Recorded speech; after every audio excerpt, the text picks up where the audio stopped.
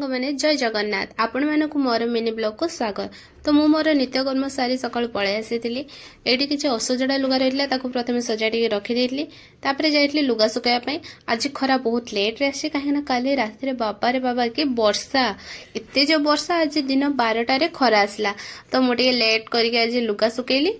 तो लुगा सुखै सारे पलि आसले मो हजबैंड आनते चिकेन चिकेन को देला बेले से कही जाइए मो टिके दही चिकेन करदे तो से चिकेन को धोई सारिके से लुण हलदी लंका गुंड जीरा गुंड और धनिया गुंड मिसई देते टिके तेल सोरिष तेल लेंबू दही मिसेकी भल भाव में मैरिनेट होगापी छाड़ी देते अध घंटे।